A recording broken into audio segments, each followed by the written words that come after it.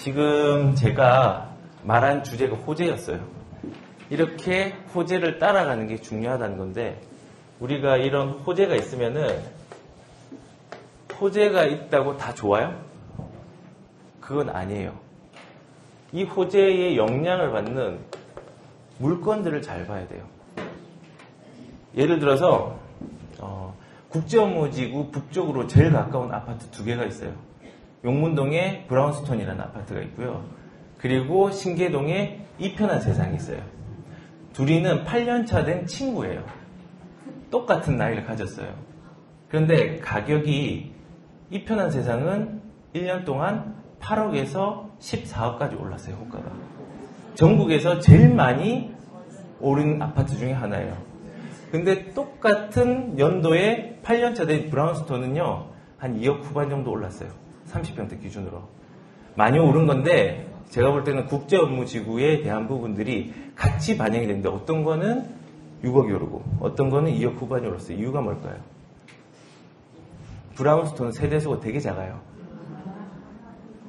그리고 신계 이편한 세대는 거의 900세대 가까이 되고, 브라운스톤은 100몇 세대밖에 안 돼요. 그러면은 그 수요층을 받아들이는 게 스포츠처럼 그 호재를 흡수를 해야 되는데, 시간이 지날수록 세대수가 작은 거는 흡수를 잘 못해요. 신축일 때는 괜찮아요. 신축은 나쁘지 않아요. 신축은 일단은 10년, 15년까지는 가져가셔도 되는데, 한 그 이후 되면 세대수가 작으면요, 그 호재를 흡수를 잘 못해요. 그래서 예전에 제가 상담을 할 때 이 브라운스톤 같은 경우는 단기적으로 호재 같은 거 마스터 플랜이 올해 나올 수 있잖아요. 올해 나오면은 그거 누리고 안정화되는 거 보고 한 3년 뒤에 파시면 신축이면서 호재를 빨아들였기 때문에 가져갈 수 있다라고 얘기를 해요. 자, 그러면은 호재가 있다고 다 좋은 게 아니라는 거예요. 제가 말하는 거는. 그러면 이 호재 중에서 재건축을 볼게요. 자, 재건축 중에서 아파트 지구 말고 용산에 또 뭐가 있죠? 청아아파트 아세요? 청아아파트를 누가 팔려고 하는 거예요. 집은 한 채밖에 없는데 팔지 말라고 했어요. 그거 왜 팔아요? 왜냐면은 용산 자체가 지금 호재가 되게 많잖아요. 용산 자체가 공원이 있고요. 입지 최소화 구역이 있고요. 국제업무지구가 있고 수송부 부지가 있고 유엔사 부지가 있고 수송부 부지가 있어요. 지금 공원을 중심으로 이 4개가 용산의 기둥이에요. 국제적인 일자리, 그리고 여기 상업지역들에서 대기업들도 계속 들어왔잖아요. 입지 최소화구역도 가격이 많이 오를 거고, 여기 수송부 부지는 평당 8천에 팔렸어요. 유엔사 부지 1조 500억인가 이렇게 팔렸죠. 아니 10조 500억인가 1조 500억인가 기억이 갑자기 안 나네요. 근데 팔렸고 여기도 곧 매각될 예정이에요. 근데 청아아파트가 여기 붙어 있어요. 근데 재건축인데 시세 차익 많이 봤대요. 그리고 지금 팔려고 하는데 비과세 혜택은 돼요. 9억이 넘어서 9억 이상은 세금을 내야 돼요. 그런데 여기에 붙어 있잖아요. 근데 아직 호재가 시작이 됐어요? 시작이 안 됐어요? 안 되죠. 가지 말라고 했어요. 재건축을 하는데 지금 보유하고 있다면 가져가셔도 돼요. 근데 지금 들어가려고 하면 저는 반대를 해요. 이유가 뭐냐면은 세금과 규제들이 억세거든요. 그 감당할 수 없어요. 세금 플러스 부담금이에요. 초과이익 환수제는 세금이 아니에요. 부담금이에요. 그리고 취득세, 그 다음에 양도소득세, 만약에 집까지 한 채 더 있다면은 중과세까지 먹여지는 지역이기 때문에 재건축은 제가 뭐 자주 얘기했잖아요. 재개발을. 재건축은 시작부터 끝까지 규제가 다 가는 걸 제가 1시간 동안 설명한 적이 있어요. 그렇기 때문에 이런 데는 보유하고 있으면 가져가라고 하고, 보유하지 않고 있었다면은 지금 들어가려면 조금 조심해라는 거예요. 차라리 이런 거는 제가 통건물 사라고 했죠. 근데 거꾸로 이거는 보유하고 있는데 어떤 사람이 이 위에 보면은 후암동에 여기 미주 아파트랑 브라운스톤 있는 거 아세요?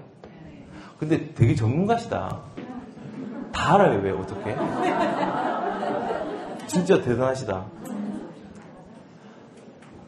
근데 여기가 국제업무지구랑 포함해가지고 지구 단위 계획으로 묶여 있어요. 묶여 있는데 여기에 브라운스톤은 이 그냥 존치예요. 존치. 존식이고 여기는 계획이 돼 있는데 여기를 사람들이 뭐 가지고 있는데 어떡할까요? 이렇게 얘기를 하는 거예요. 저는 일단은 올해 한번 지켜봅시다라고 얘기했어요. 이유가 뭐냐면요. 여긴 재건축이 될 수는 있는데 어르신들이 여기 그냥 계속 있고 싶어요. 첫 번째는. 그리고 재건축이 될지 안 될지 저는 잘 모르겠어요. 제가 여기에 지구단위 계획을 전체를 다 봤거든요. 다 보니까 여기 내용이 어떤 게 있냐면요. 요만큼은 미주아파트 포함 미주아파트 요만큼은 공원으로 기부 체납하세요. 기부 체납은 국가에 주세요 라는 거예요. 그리고 나머지 조금 부분은 공공공지로 활용하겠습니다. 공공보행 통로로 활용해 주세요 했으니까 사업지가 깨지는 거예요. 그렇죠. 제가 이걸 말하는 건요. 재건축 뭐 좋고 시기도 좋은데 중요한 거는 호재가 있다고 무조건 들어가는 게 중요한 게 아니에요. 물건들도 봐야 된다는 거예요. 그래서 재건축도 이렇게 서로 차이가 날 수 있는 거예요. 그리고 국제업무지구 이 밑에 보면은 뭐가 있냐면요. 지구단위 계획으로 지정되고 시범사업지, 시범 중산아파트랑 시범 아파트가 있어요. 여기는 제가 돈이 한 7억 정도 있으면 사라고 해요. 근데 3억 정도 있고 대출 전세 끼워서 하면은 하지 말라고 해요. 이유가 뭐냐면 여기는 대지 지분이 하나도 없는 지역이에요. 소유권이 서울에 있는 거예요. 그렇기 때문에 나중에 불환을 해야 돼요. 돈을 더 내야 되는 거예요. 이게 많아지는 거예요. 그래서 여기는 내 재정에 맞게 투입을 하는 게 중요한 거예요. 그리고 이 바로 옆에 가면은 뭐가 있냐면 또 동네가 있는데 지역주택조합이랑 조합이 싸우고 있어요. 싸우고 있어요. 그리고 가스도 안 들어온 동네예요. 신기하죠. 용산에 가스가 안 들어오면 말이 안 되죠. 그래도 나름 드래곤 마운틴인데 그쵸? 그래서 이런 식으로 사실은 우리가 큰 그림을 그리고 지역에 대한 특징들을 정확하게 모르면은 힘들 수 있는 거고, 그리고 상담한 것 중에서 여기 청파동에 다세대 주택이 있었어요. 다세대 주택 저는 찬성을 하진 않았어요. 이유가 뭐냐면은 다세대 주택을 접근할 때 되게 용산은 잘 가셔야 돼요. 그러니까 청파동에서 다세대 주택이 신축이 아니었고 주차 공간이 좀 힘들었고 필지가 좀 거시기했어요. 근데 여기가 호재가 아무리 크다고 할지라도 만약에 여기가 정비사업들, 그러니까 재건축이죠. 정비사업에 포함된 지역은요, 신축이나 구축이나 상관없어요. 어차피 포함돼서 새 걸로 되니까. 근데 만약에 노후된 건물이 있잖아요. 이거는 노후된 건물이 아니라 재정비 사업에 포함되지 않았으면은 신축으로 가시는 게 맞아요. 왜냐하면 계획이 없는데 구축으로 가면은 수요자는 떨어지거든요. 근데 필지가 거시기해요. 필지가 이상하고 주차도 별로야. 그러니까 저는 이거 그냥 지금 노후가 한 5년 정도 됐으니까 요거 한번 마스터 플랜 보시고 한번 가세요라고 제가 상담을 해드린 거예요. 다세대도 이렇게 신축과 구축을 구분해서 가셔야 되는 게 필요해요. 자, 마지막으로 용산은 투자할 때 지금 만약에 이렇게 쭉 위에서부터 이렇게 내려왔잖아요. 중요한 거는 여기가 공원이잖아요. 공원 밑은 아파트 지구예요. 여기는 많이 비싸요. 재건축도 비싸고 그냥 일반 아파트도 비싸고 그냥 들어가기도 비싸고 여러분들이 들어갈 수 있으면 들어가셔도 되는데 비싸요. 많은 사람들이 못 들어갈 확률이 더 큰 지역이에요. 그리고 국제업무지구 중심으로 해가지고 아래쪽은 아까 말했던 지구단위 계획과 특별계획구에 지정된 지역이에요. 여기는 재정 상태를 잘 보고 가셔야 돼요. 그리고 반대쪽으로 넘어갈게요. 여기는 한남뉴타운이 있어요. 한남뉴타운은 에서 프리미엄이 가장 많이 붙은 재건축 단지 중에 재개발 단지예요. 그래서 여기에도 초기 비용이 무지하게 많이 들어가요. 그렇기 때문에 그런 부분이 가능하다면 들어가시는 게 좋아요. 그리고 요 위에 뭐가 있죠? 이태원이 있죠. 이태원 경리단길. 뭐라고요? 부자동네 맞아요. 여기 이건희 회장님이 사시잖아요. 연예인들 많이 사시잖아요. 여기는 풍수지리적으로 좋아서 그런가 봐요. 우리나라에 제일 비싼 주택이 이태원에 있어요. 그리고 이태원은 좋은 주택이랑 조금 노후된 주택이 혼재가 되어 있는데 그 노후된 주택이 재생과 같은 그런 문화와 함께 연결된 거예요. 근데 재생이라는 게 우습게 보면 안 되는 게요. 재생은요, 우리나라 국가의 재정, 지자체의 재정이 투입되는 사업이에요. 그런 지역에 사업이, 물건이 투입, 공간이 개선되잖아요. 그럼 가격은 올라가요. 근데 중요한 거는 이주 수요가 여기 있어요. 여기 한남 뉴타운이 아직 멀었어요. 근데 얘가 만약에 멸실이 되면 어디로 갈까요? 여기 아파트로 갈까요? 돈 없어요. 여기로 넘어져 갈까요?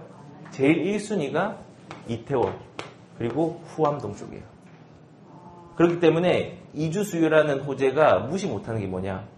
이주 수요가 강남에서 재건축을 하니까는 재건축할 때 멸실이 동시에 못 되겠어요. 이주를 동시에 못 하겠어요. 만약에 멸실되면 옆에 주택으로 가야 되잖아요. 한꺼번에 가면은 수요자가, 공급은 작은데 수요가 엄청 많아요. 그럼 가격이 올라가요. 그래서 분산시킨 것처럼 여기는 거꾸로 생각해야 돼요. 이주 수요가 충분히 있는데 그 이주소를 받을 수 있는 그릇 자체가 이태원이랑 후암동 쪽이라는 거예요. 그 바로 위에는 특별구역이랑 서울 역세권 개발이 있잖아요. GTX가 들어오죠. 두 개랑 용산까지. 자, 결론은 용산은 호재가 지금까지 진행된 게 아니라 이번 소송을 시작으로 이제 시작하는 거예요. 그렇기 때문에 필요하다면은 용산에 주목하는 게 필요해요. 그리고 용산에 주목을 하면서 필요한 물건들을 자기의 재정에 맞게 투자할 수 있는 전략도 가져가는 것도 필요해요. 그래서 질문 한 개 받을게요. 네. 연결돼서 말씀드리는 건데요. 네. 단독실적으로 한번 공유를 듣겠습니다. 네. 이태원동의 남산 대림아파트. 네. 거기는 이태원 주공아파트. 네. 좀 아까 말씀하신 후암동 미주아파트는 네. 상당히 그 가치가 높게 보는데 저평가되어 있다고. 대림아파트 같은 경우는요, 재건축이 될 수 있는 여지가 있는데 저층이고 고도 제한이 있어요. 그렇기 때문에 가격이 상대적으로 싸요. 그렇죠? 거기는 투자 목적보다는 거주 목적이 적합해요. 그런데 얘기 듣기를 한남동 부동산에서 얘기 듣기 이거 하나요. 한남 거리라고 네. 이태원 쪽에 내2주택까지 개발하잖아요. 그렇죠. 그럼 이제 남산 대림하고 주공택에 땅이 없다는 거죠. 땅이 없는데 법을 바꿀 수는 없어요. 고도 제한이 걸려 있잖아요. 그 아파트들도 7층이고. 자, 제가 결론을 내릴게요. 7층이라요. 그 한남 더힐 같은 경우는 60억 이상이 되는 아파트고 그 아파트는 고가의 분양가를 가지기 위해서 임대사업으로 전환을 시켜가지고 한 아파트 중에 하나예요. 거기에 땅하고요, 대림의 땅하고 달라요. 원래 빈 땅에다가 도시개발 사업 형식으로 한 거랑 거기에 정비사업, 다른 법에 의해서 정비사업을 한 거랑은 차이가 있어요. 그리고 필요경비도 차이가 나요. 그 말은 뭐냐면 고도 제한이 들어간 지역이고 거기는 개발을 한다고 해도 거기 20층 지을 수 있을까요? 못 지어요.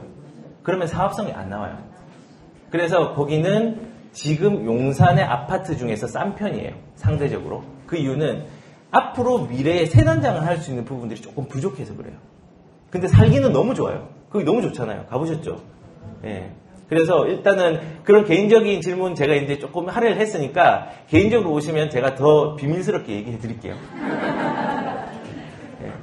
그렇게 하고 일단은 뭐 준비한 내용들은 좀 여러 가지가 있는데 시간상 조금 더 할 수는 없을 것 같고요. 제가 내릴 수 있는 결론은 마지막으로 이렇게 호재를 찾았잖아요. 그리고 물건을 발견을 했잖아요. 그럼 지금 같은 규제 시대에는 절세할 수 있는 방법도 필요해요. 그 절세는 방금 전 1교시에 했던 임대사업을 통해서 할 수 있어요. 임대사업의 단점은 한국 사람이 성격이 급하다는 게 단점이에요. 8년이라는 세월을 금방 갈 수 있는데 너무 빨리 안 간다고 생각을 해요. 그래서 프랑스의 레스토랑에는 웰컴 투 코리안이라고 적혀 있어요. 15분 만에 밥을 먹고 가니까 2시간 동안 밥을 먹는 프랑스 사람보다는 훨씬 순환율이 좋거든요. 자, 그렇지만은 그렇게 묵은 김치 전략을 했을 때 우리는 세금도 절세하고요, 가치도 올라가요. 그래서 임대 사업을 낼 수 있는 거는 내시면 좋아요. 자, 정리할게요. 호재를 바라보세요. 크게 바라보시고 작게 바라보세요.